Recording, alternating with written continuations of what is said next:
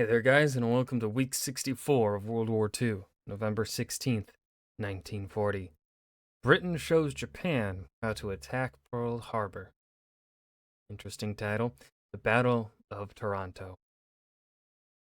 Without anything else to say, let's dive right in. Yes, Luigi, it's happening again. No, Luigi, I don't Luigi think you could do Mangione? better.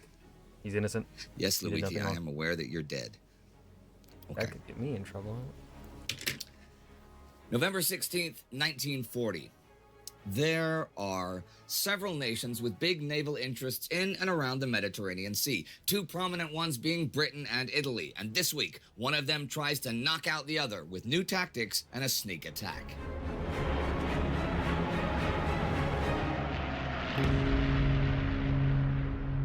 I'm Indy Nidell. This is World War II. Last week, Italy's invasion of Greece had turned strongly in favor of the Greeks, and the Italians were on the defensive. The British were fighting the Italians in Africa, and the Free French took control of French Equatorial Africa. There was also a lot of action at sea in the Atlantic and the Mediterranean. In the Mediterranean, it was a string of British operations under the group name Operation MB8. That continues this week with its main element, Operation Judgment. This is also known as the Battle of Taranto on the night of the 11th and 12th of November. The British send some 24 swordfish planes from the aircraft carrier Illustrious 400 kilometers off the Italian coast in the Ionian Sea to attack Italian ships at port with aerial torpedoes. The battleships Littorio, Caio Duilio, and Conte di Cavour take significant damage. Two cruisers are hit as well, but importantly, just like that, half the Italian battleship fleet is disabled, and the value of the aircraft carrier as a floating base established. Winston Churchill says this has shifted the balance in the Mediterranean. Admiral Cunningham, in charge of Britain's Mediterranean fleet, says that this shows once and for all that, in the fleet air arm, the Navy has its most devastating weapon. Well, also that night, 4 Italian merchant ships are sunk by the British in the Strait of Otranto. The Italians are having other setbacks against the British this week elsewhere. On the 11th, Italian bombers, protected by biplane fighters, attack Harwich. They lose 6 planes and the RAF loses none. Actually, Martin Gilbert writes that of 25 Axis aircraft shot down that day over Britain, 13 are Italian bombers. And King George writes in his diary, "The Italians fell very quickly out of the sky. I will try not to be vindictive, but this news has pleased me." But things are not all that rosy for the British, though. That same day, the steamer Automedon comes under fire from the German raider Atlantis in the Indian Ocean. During the attack, the Automedon's captain, many officers, and much of the crew are killed. Consequently, when the Germans board the ship, they find on the bridge a bag that has been sealed and weighted to be thrown overboard and sunk in case of emergency. That bag is full of secret British documents, including the Merchant Navy Codebook, but also the opinions of the chiefs of staff that in the event of a war with Japan, Britain would not be able to hold Hong Kong, Singapore, or Malaya. This is rushed to the German embassy in Japan and then radioed to Berlin. So not only is it a coup for German intelligence, but a big sign to the Japanese about British vulnerability in East Asia. And the Japanese are also very much interested in the success of the Battle of Taranto, the aerial attack on a trapped fleet at port from carriers far off the coast. All of this gives Japanese inspiration straight off the bat. The successful use of aerial torpedoes was noted at once in Tokyo, where Admiral Isoroku Yamamoto, commander-in-chief of the Japanese Combined Fleet, saw a means of eliminating America's power at sea by striking at Pearl Harbor at a fleet at anchor, as Britain had done. This was Operation Z. From the day after Taranto, its planning was given priority above all other naval projects. Damn, so they were planning this for a real hot minute. Okay. That might be a Japanese priority, but Britain's priority is the continuing attacks by the German Luftwaffe. On the 14th comes a heavy bombing raid on Coventry involving 449 planes. 27 war factories are hit, and a firestorm begins, burning out most of the city center. 60,000 of 75,000 buildings are badly damaged or destroyed. 568 people are killed, 400 of them too badly burned to identify, They are buried in a communal grave.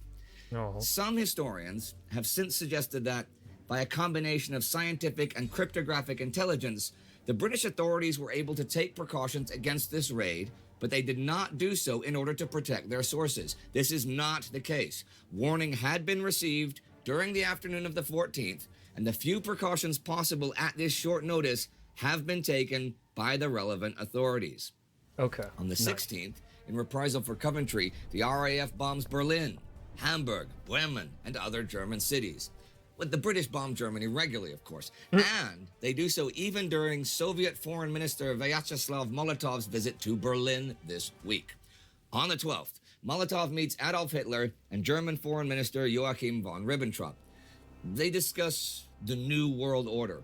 Molotov is interested in Finland, Bulgaria, Romania, the Dardanelles, and the Oh, he asking a lot. Oh. Bosporus. But Hitler talks more about broad spears of worldwide influence for the Axis powers plus the USSR. As John Keegan points out about Hitler's future plans. By November 11th, it was clear that only if Molotov came bearing guarantees of Russia's acquiescence in Hitler's mastery of the continent could Hitler be deterred from mobilizing for the Eastern Offensive. Well, Molotov is not in such a mood.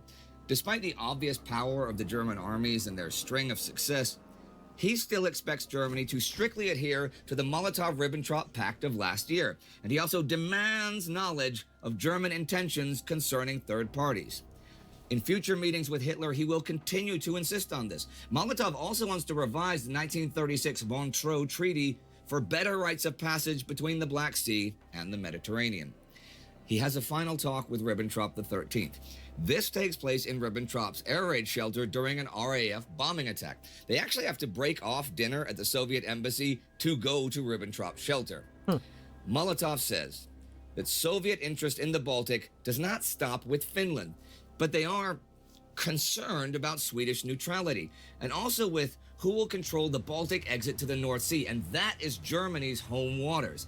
Ribbentrop tells him, not for the first time, that the USSR is free to expand south towards the Indian Ocean and should focus on that. They could dismember the British Empire, whose defeat is a foregone conclusion. Molotov asks, why then are they in an air raid shelter, and whose bombs are they hiding from? Next morning, Molotov left for Moscow. Although he had been in Berlin only 48 hours, his visit had lasted long enough to convince Hitler that the final struggle with Bolshevism, which had been a leitmotif of his political creed since the earliest days of his struggle, could not now be deferred. I'm going to jump ahead and quote Hitler from the future about Molotov. Future Hitler. He demanded that we give him military bases on Danish soil on the outlets to the North Sea. He had already staked a claim to them. He demanded Constantinople, Romania, Bulgaria, and Finland. And we are supposed to be the victors. It is true that to Ribbentrop, Molotov says the USSR could never give up its interest in the Kattegat and Skagerrak, which have been under German control since May. This really helps convince Hitler that continued adherence to the Molotov-Ribbentrop Pact is only going to cause him more and more difficulties. Something else here about the idea of attacking the Soviet Union. On November 13th, when Goering warned that the German Air Force might not have the strength to destroy Russia's industrial power, Hitler told him that the long-term needs of the war against Britain meant that German control of the Caucasus oil fields was essential. The war against Russia could be won in a few months. Goering should prepare his air forces to begin it May the 1st. That is not all Hitler is preparing this week either, for on the 12th comes Führer Directive number 18. This is the plan I talked about last month to move on Gibraltar, though it also includes possibilities for the Canary Islands, Madeira, and Spanish Morocco in an attempt to drive the British from the Western Mediterranean. The directive specifically states, political measures to induce the prompt entry of Spain into the war have been initiated. As for the war in the field this week, that is being fought between the Greeks and the Italians. On the 13th, the Battle of Pindus ends with a Greek victory. On the 14th, Greek 1st, 2nd, and 3rd Corps drive most of the Italian 9th Army back into Albania in the new Greek counteroffensive. So successful is it in its first few days that at Menton, France, just beyond Menton. the Italian border, posters dotted the town that read, "This is French territory, Greeks. Do not advance further." And here are some notes to end the Oh, week. wow. On the 13th, negotiations finished between Japan and the Dutch East Indies. Japan will receive 1.8 million tons of oil per year. On the 14th, the new British Commander-in-Chief for the Far East, Air Marshal Brooke Popham, arrives in Singapore. On the 15th, the Warsaw Ghetto is cordoned off from the rest of the city. And the week ends with the Italians on the run from the Greeks, being heard in the skies over Britain, and having their naval power seriously compromised by the British in the Mediterranean. The Japanese, though, are not the only ones taking note of the possibilities that the Battle of Taranto have opened up. Frank Knox, American Secretary of the Navy, writes, "The success of the British aerial attack against ships at anchor suggests that precautionary measures be taken immediately to protect Pearl Harbor against surprise attack in the event that war should break out between the United States and Japan. The greater danger will come from aerial torpedoing." If you'd like to see the history of... And that was, yeah. And that was week 64 of World War II, November 16th, 1940. Britain shows Japan how to attack Pearl Harbor, Battle of Taranto. This was really one of those weeks, especially where there really wasn't anything to talk about. Just things happening, and I guess maybe something I could talk about with in regards to the Molotov meetings, in Germany, and Molotov's demands for quite a bit of land that Germany has spent the time to take. So not the best kind. I feel like that wasn't the best move. Molotov, like, I understand your reasoning, but also, like, read the room. That, like, what? That was a bit freaking stupid. Like, whatever. I hope you guys enjoyed. Remember to hit that like button and subscribe for more. And I will see you guys in the next video. Peace.